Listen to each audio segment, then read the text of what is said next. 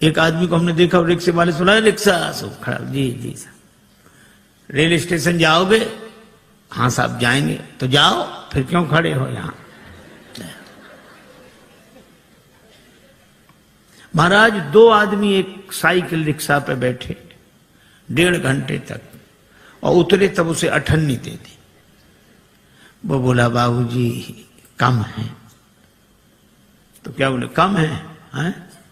अपना मकान लिख दे, तुम्हारे नाम जमीन लिख दे, कम है। दूसरा क्या कहते, अरे ये छोटे लोग, इनके मुंह मत लगो, चलो।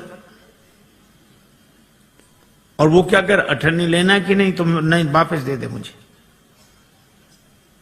बेचारा चुप होकर रह गया, क्या करे। पर ऐसी परिस्थिति में भगवान राम केवट को आदेश नहीं देते कि नाव लाओ, केवट से नाव मांगते हैं। मानो श्रमिक के श्रम का सही मूल्यांकन भगवान ने किया कि नाव पर तो तुम्हारा अधिकार है, तुम अगर चाहो तो हमें पार उतार सकते हो, हम नाव मांग रहे। केवट ने सुना तो आंखों में आंसू आ गए, हृदय भाव से भर गया, क्योंकि उस बेचारे ने तो जिंदगी भर आदेश का स्वर सुना था, पर कोई नाव पहली बार मांग रहा था, और नाव मांगते देखकर उसके मन में निश्चय हो गया कि ये नर रूप में नारायण है। जो श्रमिक के श्रम का इतना सही मूल्यांकन कर सके, वे तो भगवान ही हो सकते हैं। कहा ही तुम्हारा मरम मैं जान गया। भगवान कहते नाव इधर लाओ, केवट उधर ले गया। भगवान ने कहा इधर ले आओ, नहीं लाऊंगा, मैं जानता हूं आपके बारे में अच्छी तरह। अब भगवान को तो हंसी लगी, लक्ष्मण जी को बड़ा बुरा लगा। श्री जानकी जी भी चुप। अच्छा बोलो, राम जी की जगह दूसरा कोई होता तो बड़ा दुखी होता कि आज ऐसे दिन भी आ गए, केवट नाव नहीं ला रहा है। दूसरा कोई होता तो ये सोचता कोई बात नहीं, दिन खराब है, समय की बात है, अच्छे दिन आने दो, सबसे पहले तुम्ही को देखेंगे। पर भगवान हंस रहे, बेहसे करुणाएं। गम को सहने में भी कुदरत ने मजा रखा है। एक कवि ने कहा कि दिल दे तो इस मिजाज का परवरदिगार दे, जो रंज की भी घड़ियां खुशी से गुजार दे। भगवान मुस्कुरा रहे हैं, केवट नाव के लिए मना कर रहा। एक महात्मा से किसी ने कहा कि हम बहुत परेशान रहते हैं और परेशानी से मुक्त होने का उपाय बताओ। महात्मा बोले शान से परे हो जाओ, परेशान रहोगे ही नहीं। ये परेशान तो शान ही किए, हमें मना कर दिया, हमको हमको हमको, और हमारे लिए हम ही परेशान किए हैं। भगवान मुस्कुरा रहे हैं। और केवट क्या कर, हम आपके बारे में अच्छी तरह जानते हैं। ये जानना तो वैसे हुआ, एक अध्यापक ने अपने विद्यार्थी से कहा कि तुम्हारे पिताजी 5,000 रुपए हमसे उधार लें 3 रुपए प्रति सैकड़ा ब्याज की दर से, तो 6 महीने बाद कितना लौटाएंगे, हिसाब लगाकर बताओ। सो विद्यार्थी बोला सर 1 नया पैसा नहीं। तो अध्यापक ने कान पकड़ के तमाचा लगाया, बोले क्यों रे, तू हिसाब नहीं जानता, गणित नहीं जानता? विद्यार्थी बोला सर मैं तो हिसाब गणित जानता हूं, पर आप मेरे बाप को नहीं जानते, उसने जिसका लिया है दिया है आज तक, जो आपका ही देगा। अब कोई ऐसे कहे कि हम आपके बारे में अच्छी तरह जानते हैं, तो यही लगे कि ऐसा क्या हुआ जो ये जानता है। पर राम जी मुस्कुरा रहे हैं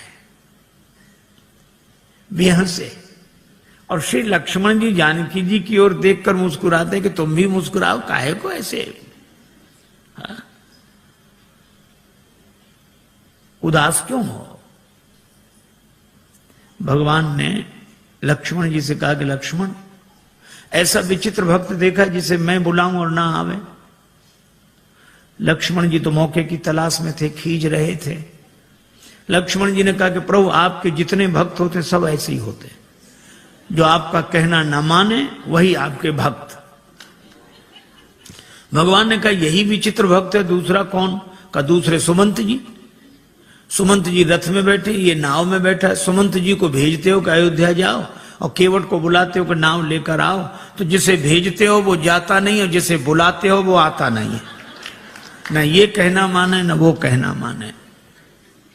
और लक्ष्मण जी के इस व्यंग पर जानकी माता भी मुस्कुराई, राम जी को भी हंसी आई। पर राम जी ने कहा, लक्ष्मण, किसी दुकानदार का सगुन सवेरे सवेरे बिगड़ जाए, उधार मांगने वाला आ जाए, तो वो बेचारा क्या सोचता है कि कहां से कहां तुम सवेरे सवेरे आ गए, अब दिन भर उधारी का ही सामना करना पड़ेगा, सगुन बिगड़ गया।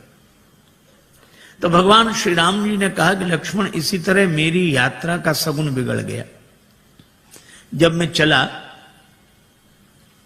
तो वनवास केवल मेरे लिए हुआ था। 14 वर्ष राम वनवासी। लक्ष्मण तुम्हारा भी वनवास नहीं था, श्री सीता जी का भी वनवास नहीं था। तो मैंने तुम दोनों को मना किया कि नहीं कि हमारे साथ वन मत चलो? दोनों बोले हाँ किया तो था। राम जी बोले तो फिर आप दोनों ने हमारा कहना माना? दोनों बोले नहीं माना। राम जी बोले हम तभी समझ गए थे कि जब यात्रा के शुरू में ये हाल है, जब अपने घर के ही लोग कहना नहीं मान रहे तो आगे जितने मिलेंगे सब ऐसे ही मिलेंगे। पर भगवान ने कहा कि श्री लक्ष्मण और श्री जानकी जी से कि आप दोनों ने कहना इसलिए नहीं माना क्योंकि मेरे प्रति प्रेम है, प्रेम के कारण कहना नहीं माना। तो मुझे लगता है कि केवट भी प्रेमी ही होगा, वो भी कहना नहीं मान रहा है। लक्ष्मण जी ने कहा इसमें प्रेम तो दिख नहीं रहा है। भगवान ने कहा केवट के जीवन में प्रेम का दर्शन है, प्रेम का प्रदर्शन नहीं है। जैसे हम लोगों का होता है, जो मिले उसी से, अरे आप तो हमें प्राणों से अधिक प्रिय हो। सच कह रहे हैं, प्राणों से अधिक प्रिय। और एक से ही नहीं कहेंगे, दूसरे से कहेंगे थोड़ी देर बाद फिर, अरे भैया प्राणों से ज्यादा प्रिय हो। दिन में 10-20 से कह देते प्राणों से अधिक प्रिय हो। ये तो भगवान की बड़ी कृपा है कि प्राण ये सुनकर नाराज नहीं होते। नहीं कहीं प्राण नाराज हो जाए कि हमसे ज्यादा प्रिय है तो इन्हीं को रखो, अब हम जा रहे हैं, कोई नहीं कहेगा। केवट के जीवन में प्रेम का दर्शन है। लक्ष्मण जी ने कहा कि महाराज इसका प्रेम तो आप ही समझो। अच्छा केवट क्या सोच रहा है? केवट जान गया है कि आप भगवान हैं, पर केवट कहता है कि आपको कोई रोक नहीं सका। जनकपुर वाले जनकपुर में नहीं रोक सके, आप अयोध्या आ गए। अयोध्या वाले अयोध्या में नहीं रोक सके, आप श्रृंगवेरपुर आ गए। और श्रृंगवेरपुर के राजा श्रृंगवेरपुर में नहीं रोक सके, आप गंगा जी किनारे आ गए। और अगर मैं भी आपको नाव में बिठाकर पार कर दूंगा तो फिर मेरी भी क्या हिम्मत जो मैं आपको रोक लूं। तो उपाय यही अच्छा है, ना नाव लाऊंगा ना पार करूंगा, अपने आप रुके रहोगे। कही तुम्हारा मरम में जाना।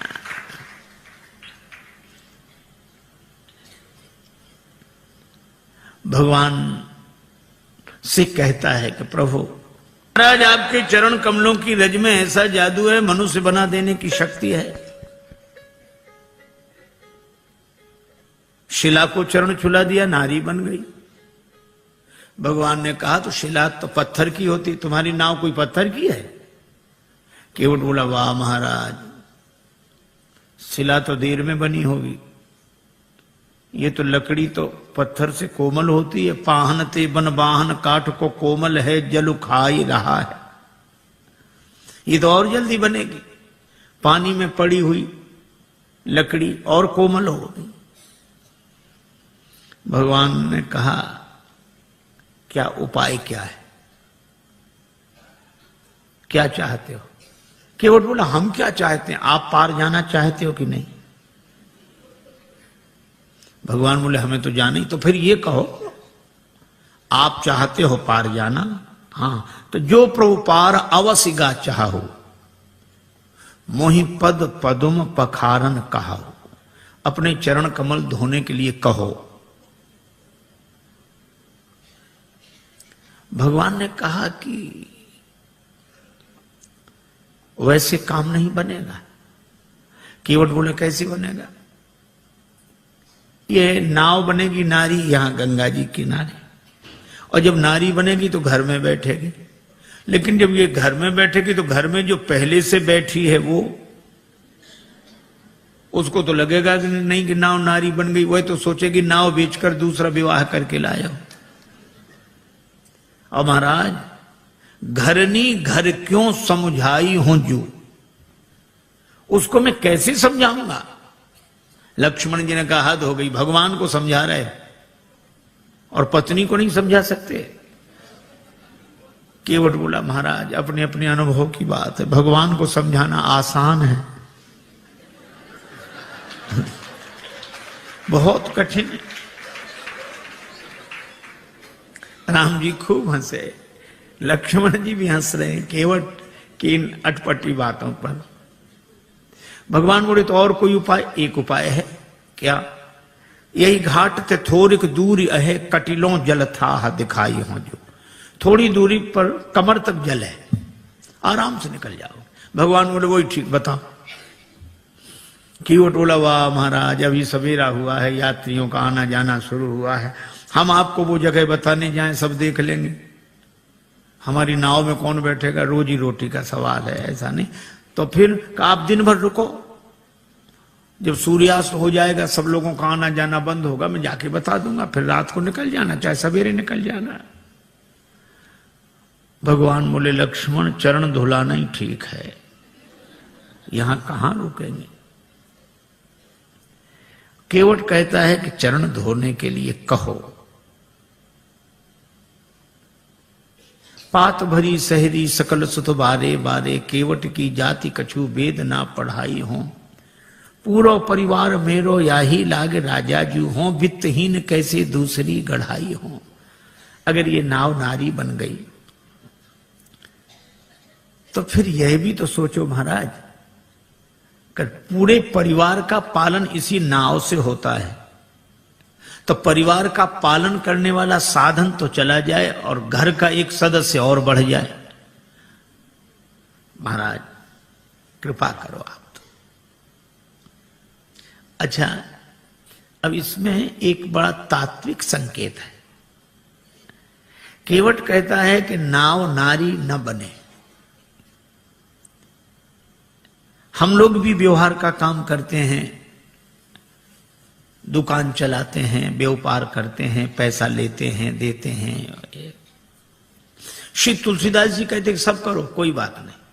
केवट भी यही करता है, धंधा करता है, यात्रियों को बिठाता है, उस पार ले जाता है, पैसा लेता है। लेकिन इस केवट की सबसे बड़ी विशेषता एक है कि यह नाव तो चलाता है, लेकिन नाव गंगा जी में चलाता है। और गंगा जी क्या है? का राम भक्ति जहां सुरसरी धारा। इसी तरह हम दुकान व्यापार आदि सब करें, लेकिन भक्ति की भाव धारा से जुड़कर करें। यही केवट प्रसंग का संकेत है। भगवान ने कहा अगर तुम्हारी नाव नारी बन गई तो पार करने वाली खुद पार हो जाएगी, जड़त्व से मुक्त हो जाएगी। केवट बोला सो तो ठीक है, लेकिन नाव नारी बनेगी तो घर में बैठेगी, और इसका अर्थ कि मेरी बुद्धि अगर चैतन्य हो गई तो आत्मन्यो आत्मना तुष्टा के भाव से घर में बैठेगी, तो भक्ति की गंगा जी तो छूट जाएंगी। प्रभु मैं ऐसी मुक्ति नहीं चाहता जो भक्ति की गंगा जी से दूर कर दे। वह नहीं बंधन की जो अज्ञानता से बांध ले मन, और फिर सहसा कभी भी टूट सकता हो अकारण। मुक्ति छू पाए न जिसको मैं उसे बंधन कहूंगा, जो मरण को जन्म समझे मैं उसे जीवन कहूंगा। महाराज मुझे मुक्ति नहीं चाहिए, और आपके चरणों की रज मुक्त कर देने वाली है, तो इस मुक्त कर देने वाली धूल को ही धो डालूंगा। काहे से धोगे? गंगा जल से। और कितना बढ़िया संकेत है कि इस मुक्त करने वाली रज अर्थात रजोगुण जन्य कामना को भक्ति के भाव जल से धो डालूंगा। मुक्ति नहीं चाहिए, सगुण उपासक मोक्ष न लें। भगवान ने कहा तो फिर धो लो चरण, क्या दिक्कत है? केवट बोला ऐसे नहीं धोऊंगा, कहोगे तब धोऊंगा। मोहि पद पदुम पखारन कहाहु कहो।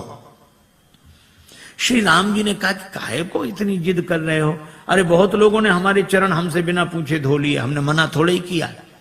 तुम भी धोगे तो मना थोड़े ही करेंगे, पर कहलाते क्यों हो? और फिर हमको संकोच होता, हम कैसे कहें कि हमारे चरण धो लो?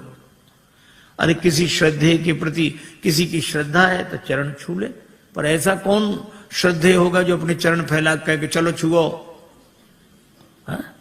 ऐसा तो वही कह सकता है जिसका शर्म से कोई संबंध ना हो। अब भगवान कैसे कह देंगे हमारे चरण धो? और केवट कहता कहोगे तभी धोएंगे। तो भगवान ने बिना कहा कि बिना पूछे धो लो। बहुतों ने धो लिए। केवट ने कहा सुनो महाराज, जिन्होंने बिना पूछे आपके चरण धो लिए उनकी अपनी गरज रही होगी, उन्हें भवसागर से पार जाना होगा, इसलिए उन्होंने आपके चरण आपसे बिना पूछे धो लिए। लेकिन यहां गरज मेरी नहीं, यहां गरज आपकी है।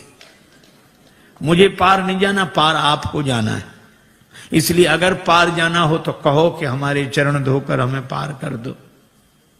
भगवान मुस्कुराए कि केवट सब कुछ पाए ले रहा है, पर इतना चतुर है एहसान रत्ती भर नहीं। आपकी गरज है, कहना हो कहो। लक्ष्मण जी बोले अगर चरण धुला लें तो? लक्ष्मण जी बोले सुन, पहली बात सुन, भगवान से भी बहस कर रहा है, कहीं भगवान नाराज हो गए तो वापिस चले जाएंगे। केवट बोला नहीं जाएंगे। कहा ही तुम्हारा मरम में जाना। श्री जानकी जी भी साथ आई हैं, और मरम शब्द का एक ही अर्थ है, रकार रामचंद्र हैं, मकार मातु जानकी।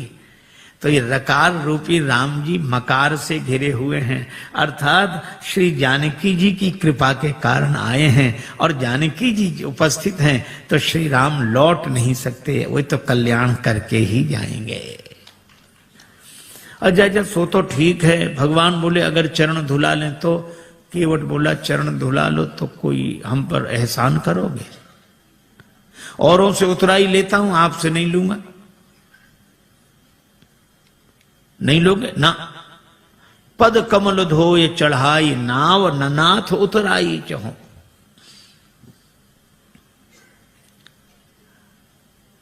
केवट का बेटा खड़ा था, बोले पिताजी ठहरो ठहरो ठहरो, इन्हें नाव में बिठाना ही मत। क्यों? चरण धो लेंगे, फिर क्या कठिनाई है? चरण छुलाने से तो शिला नारी बनी थी। केवट का बेटा बोला इनके हाथों से भी खतरा है। चरण इन्होंने शिला को छुलाए थे, हाथ इन्होंने धनुष को छुलाए थे। छुअत ही टूट पिनाक पुराना। अगर चरण छुलाने से नाव के नारी बनने का डर है तो हाथ छुलाने से नाव धनुष की तरह टूट जाएगी। इनको किसी भी दशा में बिठा लो ही मत ना। लक्ष्मण जी ने सुना कि केवट है सो है, बेटा और गजब। पर केवट बोला नहीं नहीं, चरण धुला लेंगे बस। भगवान से केवट कहता है उतराई नहीं लूंगा। भगवान ने कहा उतराई क्यों नहीं लोगे? केवट बोला आपके पास देने को होगा क्या? बनवासी बने घूम रहे हो। तो जो बात आप बाद में कहोगे तो हम पहले ही कहे दे रहे हैं कि उतराई नहीं लेंगे। अच्छा नहीं लोगे उतराई, इसका प्रमाण क्या है? सबूत क्या है? केवट बोला मोहे राम रावरियान दशरथ शपथ सब सांची कहो। राम जी आपकी सौगंध, महाराज दशरथ की सौगंध, सही सही कह रहा हूं। श्री लक्ष्मण जी को लगा कि भगवान ने शीलवश जितनी ढील इसे दे दी है, अब ये कोई बोलने का ढंग है कि हमारी बात बिल्कुल सही है, आपकी कसम, आपके बाप की कसम। बोलने में तो ऐसे ही लग रहा है, पर केवट ऐसे बोल नहीं रहा था। बोल नहीं रहा था, बोल नहीं पा रहा था। वो कह रहा था मैं आपकी सौगंध ऐसे कर रहा हूं जैसे दशरथ शपथ, भीष्म प्रतिज्ञा, बलिदान, इसी तरह ये शब्द है दशरथ शपथ। दशरथ शपथ की तरह मैं आपकी सौगंध कर रहा हूं। लेकिन बेचारा बोल नहीं पाया। लक्ष्मण जी को लगा कि अच्छा, धनुष पर बाण चढ़ाया,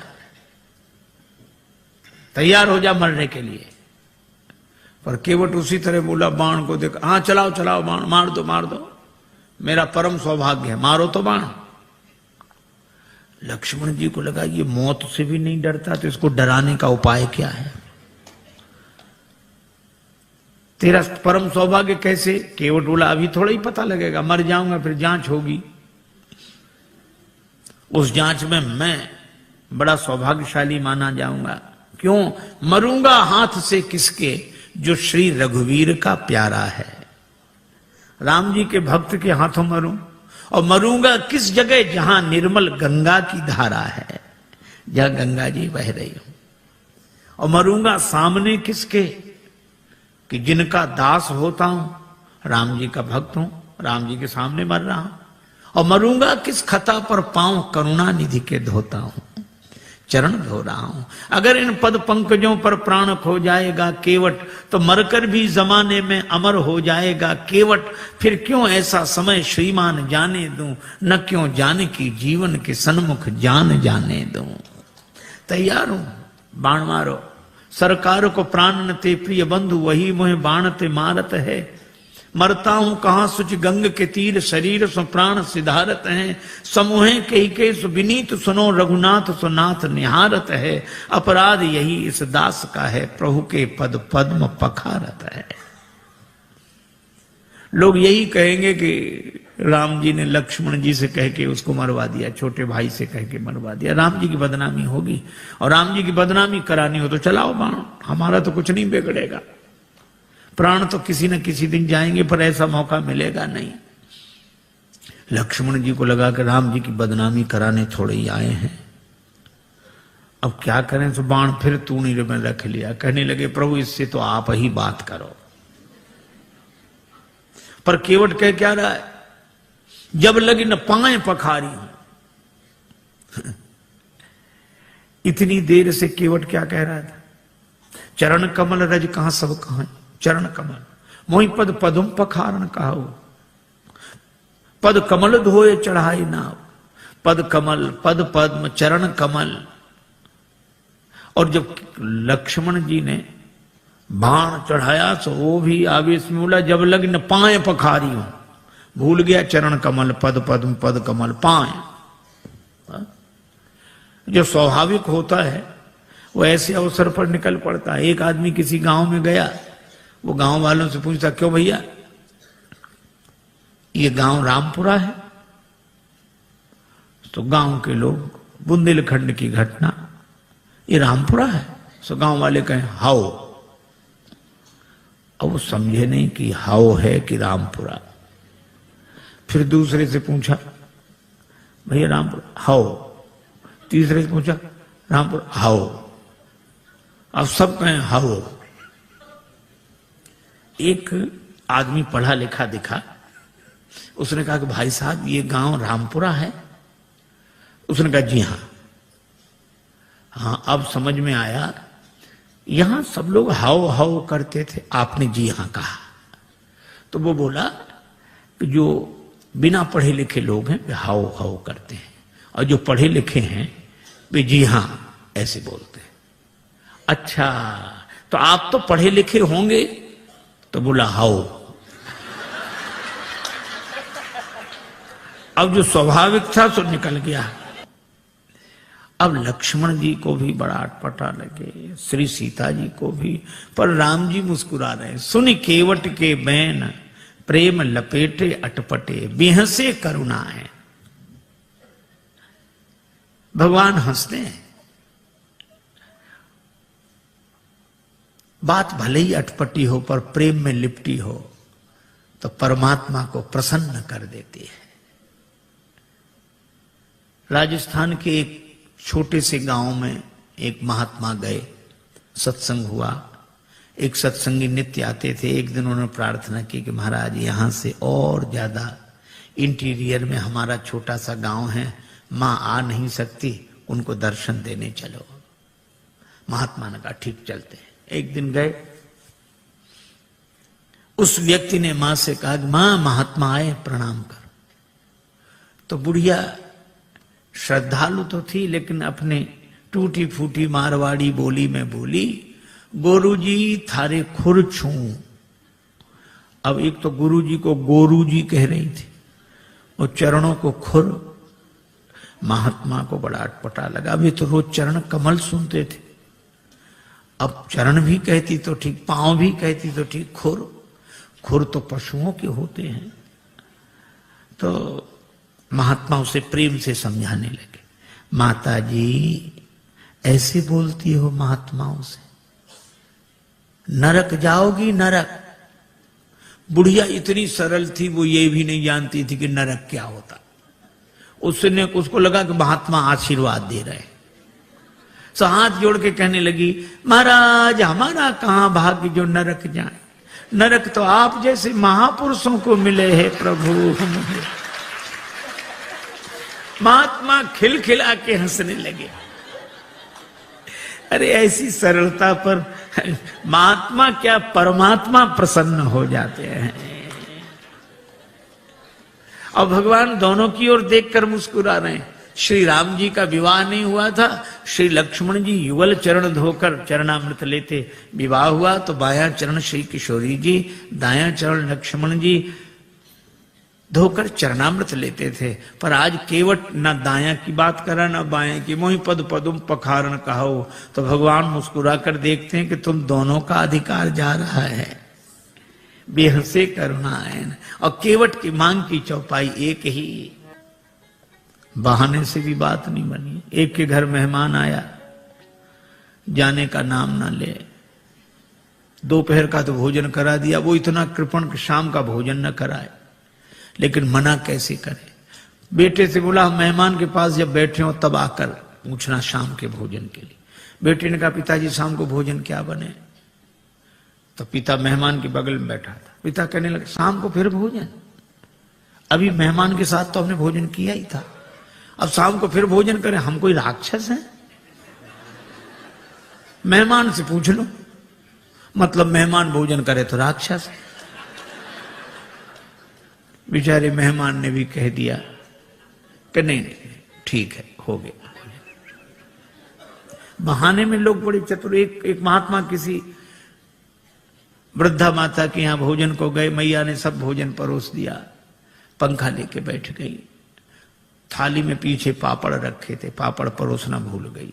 अब महात्मा का मन पापड़ पे जाए बार बार। मन का ये स्वभाव है, जो करोड़ों की चीज मिली हो तो उसे 2 कौड़ी की लगती है, 2 कौड़ी की चीज ना मिले तो करोड़ों की लगती है। उधर ही देखे, लेकिन मांगने में शर्म भी लगे और बुढ़िया को याद ना आवे। सो महात्मा बोले मैया भगवान की बड़ी कृपा, आज जो आपका दर्शन हो गया। क्यों? रास्ते में बड़ा लंबा सांप मिला। सांप? हाँ लंबा था बहुत। कितना लंबा महाराज?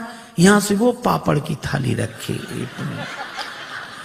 बुढ़िया बोले अरे महाराज पापड़ परोसना तो मैं भूल ही गई। महात्मा बोले हम तो बता रहे थे कि सांप कितना लंबा था। तो कई बार बहाने से भी बात बन जाती, युक्ति से बना लेना चाहिए, लेकिन कई बार बहाने से भी बात नहीं बनती।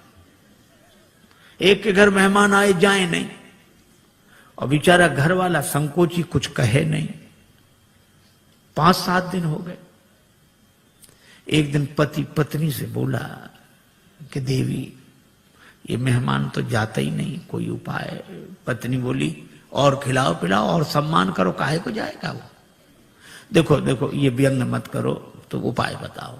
पत्नी बोली उपाय तो है, 3 मर्ज उपाय 1, बुखार हो जुखाम हो मेहमान हो। ज्वर जुखाम और पाहुना, ज्वर जुखाम और पाहुना इनका एक उपाय, लंघन दे दो तान के फिर न वापस आए। लंघन दे दो बुखार नहीं आएगा, लंघन दे दो जुकाम नहीं आएगा, लंघन दे दो मेहमान नहीं आएगा। हाँ ये बात तो ठीक है, लेकिन अब हम लोग भोजन बनाएं उसे ना दें तो एक दिन ना बनाओ। तो नहीं बनाने का तो कोई कारण होगा। झगड़ा, हम लोगों में झगड़ा होते नहीं, झूठा ही झगड़ा कर लो। अब बाहर वाले कमरे में मेहमान बैठा, अब भीतर जोर जोर से इन्होंने झगड़ा करना शुरू किया। पति ने डांटना शुरू किया और पत्नी ने, मुझे देखो तुम मुझे डांटते रहते और आज और ये आज भोजन ही नहीं बनाऊंगी मैं। पति बोला बनाना ही मत, मैं कोई मर नहीं जाऊंगा एक दिन भूखे। अब जो झगड़ा शुरू हुआ और मेहमान ने सुना कि आज इन्हीं को नहीं मिल रहा है, तो उसने अपना थैला उठाया गया। पत्नी ने देखा कि गया, पति ने देखा गया। सो पति बोला आप काहे को रो रही हो, हमने कोई सच्चा डांटा था, हमने तो झूठा डांटा था। सो पत्नी मुस्कुरा कर बोली मैं कोई सचमुच रो रही हूं, मैं तो झूठे ही रो रही हूं। लेकिन आश्चर्य, तब तक मेहमान भीतर, हम कोई सच्चे गए थे, हम भी तो झूठे ही गए थे। कई बार प्रयास करने पर भी काम नहीं बनता। भगवान ने बड़ा प्रयास किया पर केवट बोला साफ साफ कहो, प्रबंध हो लो। प्रेम पराधीन प्रभु की यह अभय वाणी सुनकर केवट गया, कठौते में जल भर लाया। आहा, उस दृश्य को आप देखें। कठौता एक और रख दिया, बाईं हथेली आगे बढ़ाई, श्री राघवेंद्र का दायां चरण रखा और कठौते से जल छोड़ दिया, लगा धोने। मन में तो यही भाव है कि वही चरण जिन चरणन ते निकसी सुरसरी। बड़े भाव से चरण धो रहा लेकिन पता नहीं लगने दे रहा। श्री लक्ष्मण जी ने कहा कि अच्छा केवट, बड़े भाव के कारण चरण धो रहे हो? केवट बोला नहीं नहीं सरकार, हम तो नाव के कारण चरण धो रहे हैं, भाव के कारण नहीं। भगवान एक पांव से खड़े हैं, केवट बैठा, देवता भी आश्चर्य कर रहे हैं कि ऐसे भक्त तो देखे जो भगवान के सामने एक पांव से खड़े रहे, पर ऐसा भक्त नहीं देखा जिसके सामने भगवान ही एक पांव से खड़े रहे। बड़ी देर हो गई, भगवान ने कहा केवट चरण धुल गए? केवट बोला हाँ महाराज धुला तो, लेकिन तब तक भगवान ने चरण नीचे रख दिया। केवट बोला गड़बड़ी कर दी, चरण गीला था, पहुंच तो लेने देते मेरी इस फटी दुपटी से, आपने पहुंचने नहीं दिया, गीला चरण धरती में रखा, धूल लग गई, दोबारा धोना पड़ेगा। लक्ष्मण जी बोले हो चुके पार, चरण तो गीला रहेगा ही, इसमें धूल लगे इसे धुलाओ, उसमें लगे तो उसे धुलाओ, पर चरण ही धुलाते रहो, कभी दायां कभी बायां कभी। भगवान ने कहा रुको रुको, केवट से पूछने दो। केवट हम कब तक ऐसे ही खड़े रहे? केवट बोला सुनो सरकार, गौतम तीय तारण अधम उदाहरण है, प्रेम से पगों को पखारण मोह दीजिए, और धोए चरण को बिनु पहुंचे धरनी में धरो, लागी रज फेर भ्रम दुगुन ना कीजिए। दोबारा मेरे भ्रम को उत्पन्न न करें। रेखन में जड़े कण केते देख देख धोऊं। भगवान बोले हम एक पांव से कब तक खड़े रहें? आप एक पगते खड़े याते न खीजिए। जिन विचार जो एक ही पांव होता वे भी तो किसी का सहारा लेकर खड़े रहते हैं, वृक्ष का, डाली का, किसी आदमी का, लाठी का।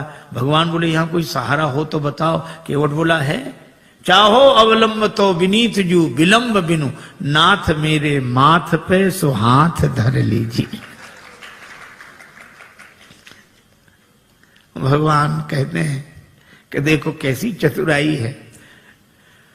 लोग कहते हैं हमें सहारा मिल जाएगा अगर हमारे माथे पे हाथ रख दोगे, पर केवट कहता हमें नहीं, अगर आपको सहारा चाहिए तो हमारे माथे पे हाथ रखो। भगवान ने केवट के माथे पर हाथ रखा तो बरस सुमन सुर सकल सिहाही, यही सम पुण्य पुंज को नाही। चरण धुले। भगवान ने कहा भैया चरण तो धुल गए, हाँ तो अब पार करो। केवट बोला अभी नहीं, आपके लिए घाट का नियम थोड़ा ही तोड़ दूंगा। नियम क्या है? जो पहले आते हैं उन्हें पहले पार करता हूं, बाद वालों को बाद में। भगवान ने कहा तो हम ही तो आए यहां पहले, और पहले से कौन है जो पार ना हुआ हो? हमें तो नहीं दिखाई दे रहा। केवट बोला अगर आपको दिखाई पड़ ही गए होते तो पार ही ना हो गए होते। कौन है? हमारे पूर्वज। तो तुम्हारे पूर्वजों का उद्धार कैसे होगा? केवट हाथ जोड़कर बोला जैसे महाराज भागीरथ के पूर्वजों का उद्धार हुआ। महाराज भागीरथ के पूर्वजों के उद्धार के लिए गंगा जी का जन्म ब्रह्मा जी के कमंडल में हुआ, और आज मेरे पूर्वजों के उद्धार के लिए गंगा जी का जन्म मेरे कठौते में हुआ है। पद पखारी जलपान करी आप सहित परिवार, पितर पार करी प्रभु पुण्य मुदित गए उलई पार। पितरों को पहले पार किया। ये देखो प्रसंग कितना सुंदर संकेत करता है। श्रद्धा से एक शब्द बना है श्राद्ध। हम लोग उनका भी श्राद्ध करते हैं जो हमारे पूर्वज अब शरीर में नहीं है। पर एक व्यक्ति मरा, उसके 2 बेटे, मां बहुत कहे कि कुछ करो, बेटे कहते हम इस सब में विश्वास नहीं रखते, क्या फायदा, इससे क्या फायदा। मां ने एक दिन कहा कि पिता की अस्थियां गंगा जी में ही छोड़ आओ, 16 किलोमीटर दूर है, इससे क्या फायदा। मां बोली कि तुम विश्वास नहीं करते, पर जिनकी अस्थियां हैं वे विश्वास करते थे। छोटा बेटा बोला ठीक है हम चले जाएंगे। साइकिल से गया, थैले में पिता की अस्थियां लेकर 12 किलोमीटर दूर गया। एक नाला बह रहा था, कहां जा रहा, 4 किलोमीटर बाद गंगा जी मिल जाता है। बेटे ने सोचा नाला जा ही रहा, हमारे जाने की क्या जरूरत, वहीं छोड़ दी पिता की अस्थियां। लौट आया, मां ने कहा क्यों, पहुंच गई होंगी। रात्रि को उस व्यक्ति ने स्वप्न दिया कि ऐसे मूर्ख बेटे को भेजा, हमारी अस्थियां नाले में डालकर आ गया। मां ने बेटे को बुलाकर डांटा, क्यों रे पिता की अस्थियां नाले में डाल आया। बेटा बोला तुमसे किसने कहा, तुम्हारे पिताजी आए थे रात को सपना देने। तो भी उसने अपनी गलती स्वीकार नहीं की। बोला पिताजी का तो जिंदगी भर दिमाग खराब रहा, मरने के बाद भी पागलपन गया नहीं है। मां ने डांट कर कहा क्या पागलपन है। बेटा बोला 12 किलोमीटर इधर लौटकर सपना देने तो आ सकते थे, 4 किलोमीटर उधर नहीं जा सकते थे। यह हाल है। आज रक्त के संबंधों का पहले जैसा अर्थ नहीं है। आज रक्त के संबंधों का पहले जैसा अर्थ नहीं है। तर्पण भी मिल ही जाएगा, ऐसी भी कोई शर्त नहीं है। लेकिन केवट का प्रसंग हमें सिखाता है, पितर पार करी प्रभु पुण्य मुदित गए लई पार। और भगवान के चरण कमलों को देखकर गंगा जी भी हर्षित हैं। इन्हें तज ब्रह्म कमंडल में अटकी रही भटकी शिवशीष, वर्ष केते बिताए हैं। और जो चरण छूट गए थे, केवट ने वही चरण फिर आ मिलाए हैं। केवट ने भगवान को नाव में बिठाया। अब कह रहा है गंगा जी की बालुका में पहले श्री सीता जी, फिर श्री राम जी, फिर निखात राज गुह, फिर श्री लक्ष्मण जी। केवट ने उतरकर दंडवत किया, चरण पकड़े। लक्ष्मण जी बोले वाह, उस तरफ तो अकड़ रहे थे, इधर तो चरण पकड़ रहे। केवट ने कहा वो तो घाट घाट का तरीका है, उधर पार नहीं किया था तो अकड़ कर रोक सकते थे, अब तो पार कर दिया तो चरण पकड़ कर ही रोक सकते हैं। पर भगवान को लगा कि इसे कुछ दिया नहीं। लक्ष्मण जी बोले क्या बात है प्रभु। राम जी बोले इसे कुछ दिया नहीं। अरे और क्या देंगे। कठिनता से चरण धोकर मिले कुछ बिंदु विधि हर को, वो चरणामृत स्वयं केवट के घर जाकर लुटाते हैं। ब्रह्मा जी को जो अवसर मिला, शंकर जी को और जनक जी ने जो अवसर पाया, ये केवट को भी वही मौका मिला। और क्या दोगे। भगवान बोले धीरे बोलो लक्ष्मण, ने उतराई की कौन कहे, चरण धुलाई भी देनी पड़ेगी। चरण भी तो हमने अपने मतलब से ही धुलाए थे। लेकिन दें क्या, कुछ है नहीं। कितना अद्भुत है यह प्रसंग। श्री जानकी जी प्रिय ही की सी जान निहारी, मन मुंदरी मन मुदित उतारी। मन मुद्रिका उतार कर प्रभु को दी, आप दे दो उतराई। राम जी सोच रहे हैं कि हमारे हाथ में कुछ है नहीं, केवट को दें क्या। पर श्री जानकी जी ने मन में सोचा और कहा कि प्रभु, मन ही मन कहा कि प्रभु आपके उस हाथ में नहीं, इस हाथ में तो है। श्री राम जी ने कहा कि तुम्हारा हाथ मेरा हाथ कब से हो गया। श्री जानकी जी ने कहा कि प्रभु जब से मेरे पिता ने मेरा हाथ आपके हाथ में दे दिया, उस दिन से मेरा हाथ आपका हाथ हो गया। उतार कर अंगूठी दी। यह आदर्श दाम्पत्य प्रेम का अनुपम उदाहरण। आप कल्पना करो, आज की परिस्थिति में अगर ऐसा होता, कोई घर छोड़कर वन में होता और साथ में पत्नी होती और उसे कुछ देना होता, तो बेचारे पति को ही कहना पड़ता कि वो ऐसा है, वो पत्नी के हाँ बोलो, क्या बात, बोलो बोलो, क्या ये अंगूठी। पत्नी क्या कहती, अपना तो सब बर्बाद कर ही बैठे, ऐसा स्वभाव, अब यही और बच्चे तो ले आग लगा दो, चाहे जो कुछ करो, ले यही होता। पर श्री जानकी जी कहती हैं नहीं, या कोई दूसरी भावना वाली देवी होती तो वो कहती अरे ये क्या देंगे, लो हम देंगे, केवट ले हो। पर श्री जानकी जी यह नहीं करती, राम जी को देती, प्रभु आप दे दो। भगवान ने कहा केवट उतराई ले लो, कहे कृपालु ले हो उतराई, केवट चरण गहे अकुलाई। महाराज नहीं चाहिए। भगवान ने कहा क्यों नहीं चाहिए? क्या तुम्हारे मन में इच्छा नहीं थी? इच्छा थी तब मिल नहीं रहा था, और अब मिल रहा है तो इच्छा नहीं। भागती फिरती थी दुनिया जब तलब करते थे हम, और छोड़ दी हमने तलब तो अब बेकरार आने को है। अच्छा, तो तुम्हारे मन में इच्छा क्यों नहीं रही? केवट बोला मैं आपसे मांगने के लिए तैयार खड़ा था कि कहां तक औरों के सामने हाथ फैलाता रहूंगा। राम जी से मांगूंगा तो फिर और किसी से मांगना नहीं पड़ेगा। मैं आपसे मांगने के लिए तैयार खड़ा था। भगवान ने कहा फिर हम बिना मांगे अंगूठी दे रहे हैं, क्यों नहीं दे रहे हो? केवट बोला मेरा विचार बदल गया। कहा क्यों? आपने आती नाव मांगी नाव।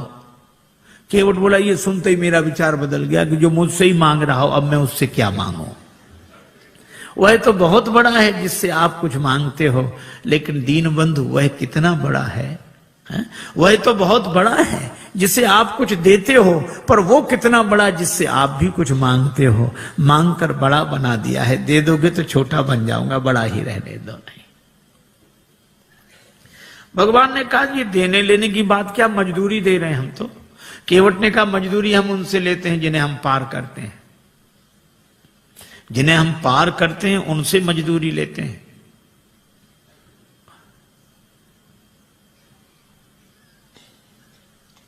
हमने आपको पार नहीं किया।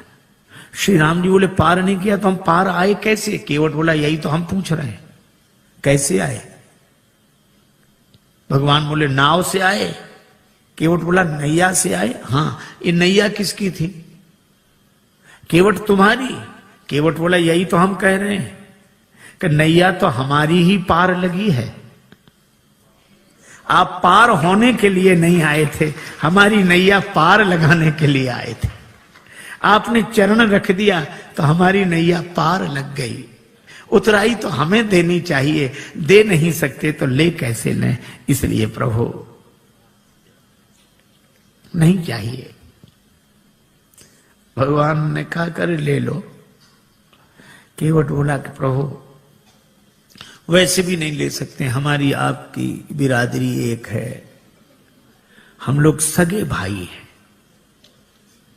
भगवान ने लक्ष्मण जी की तरफ देखा कि सुन रहे। लक्ष्मण जी बोले अभी क्या और मोह लगाओ भाई, पता नहीं क्या क्या बनेगा वो अभी। भगवान ने कहा लक्ष्मण अभी पूछते हैं। केवट से कहा कैसे भाई? केवट ने कहा कि मैं गंगा तट का माझी हूं, तुम भवसागर के केवट हो। मैं इस भव सरिता के तीर में हूं, मैं इस सुरसरी के तीर में हूं, तुम उस भव सरिता के तट हो। आपका भी काम पार करना, मेरा काम भी पार करना। तो मजदूर कहीं मजदूरों से मजदूरी लेते हैं भैया, मल्लाह कहीं मल्लाहों से मल्लाही लेते हैं भैया। भगवान बोले तो हम किसी का कर्ज नहीं रखते। केवट बोला हमारा रख लो। क्यों? चुकाने दोबारा तो आ जाओगे। भगवान बोले हम ना आए तो? केवट बोला हम वसूल करने आ जाएंगे। कहां वसूल करने आओगे? केवट ने कहा अपने को ऋणी समझते हो तो ऋण तुम वहीं चुका देना। मैंने तुमको है पार किया, तुम मुझको पार लगा देना। मैंने पार किया, उतराई नहीं ली। प्रभु आप भी पार कर देना। मेरे पास उतराई देने के लिए क्या होगा? भगवान ने कहा सो तो होगा ही, लेकिन ले लो। केवट बोला आज मुझे क्या नहीं मिल गया? नाथ आज मैं कहा न पावा, मिटे दोष दुख दारिद्र दावा। दोष मिट गया, मेरे पितरों का उद्धार हो गया तो पितृ दोष मिट गया। आप मेरी अटपटी बात सुनकर मुस्कुराने लगे तो मेरा दुख मिट गया, और आपने मुझसे नाव मांगी तो मेरी दरिद्रता मिट गई। सचमुच ये निराले भक्त होते हैं जो कुछ नहीं मानते। श्री बिंदु जी महाराज ने लिखा है, इश्क एक तरफा में यूं मशरूर हो जाऊंगा मैं, श्याम तुम होगे क्षमा काफूर हो जाऊंगा मैं। और मैं अगर मांगू जो तुमसे, मुझको तुम देना न कुछ, वरना फिर प्रेमी नहीं मजदूर हो जाऊंगा मैं अगर देखूं तो देखूं, मैं अगर चाहूं तो चाहूं, तुम ना मुझको चाहना। तुमने अगर चाहा तो फिर मगरूर हो जाऊंगा मैं अगर देखूं तो देखूं, तुम ना मुझको देखना। तुमने अगर देखा तो फिर मशहूर हो जाऊंगा मैं। और मैं अगर तड़पूं तो दृग से बिंदु टपकाना ना तुम, वरना आंखों से तुम्हारे दूर हो जाऊंगा मैं। कुछ नहीं चाहिए, कुछ नहीं चाहिए। लक्ष्मण जी ने कहा कि मैं कहता हूं। लक्ष्मण जी बोले केवट ले ले ले ले उतराई। केवट बोला सरकार में वचन दे चुका था ना नाथ उतराई चाहो। लक्ष्मण जी बोले भगवान को भी वचन का प्रवचन दिए जा रहा है, ले ले उतराई ले ले ले ले। केवट ने हाथ जोड़कर कहा छोटे सरकार, हमारा वचन आपके बाण की तरह नहीं है जो धनुष पर चढ़ तो जाता है और फिर उतर जाता है। लक्ष्मण जी बोले ये वचन कौन सा बाण से कम है? प्रभु आप ही बात करो इससे।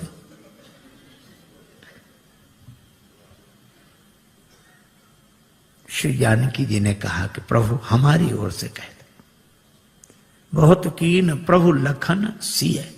श्री जानकी जी की ओर से राम जी ने कहा कि केवट उतराई ले लो। श्री किशोरी जी की अंगूठी है उनकी ओर से। अब तो हंसते रहने वाला, हंसाते रहने वाला केवट भावुक हो गया, नेत्र भर आए, हाथ जोड़कर बोला प्रभु मैंने आपको पार बाद में किया है, पहले आपके चरण धोए और मुझसे पहले भी आपके चरण किसी ने धोए थे, महाराज जनक ने। और महाराज जनक ने आपके चरण धोकर अपनी बेटी जानकी आपको अर्पित कर दी। मैं कैसा चरण धोने वाला जो उसी बेटी की अंगूठी उतराई में ले लूं? मैं दे नहीं सकता तो ले कैसे लूं?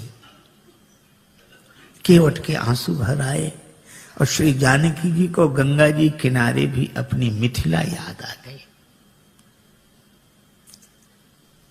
भगवान ने कहा केवट तुम कुछ नहीं लेते तो मुझे दे दो। प्रभु आपको क्या दूं?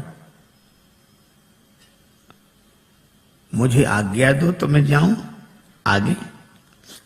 केवट ने कहा कि प्रभु इतने काम सब अटपटे उल्टे होते रहे, तो एक काम और, क्या आप ही मुझे भेज दो।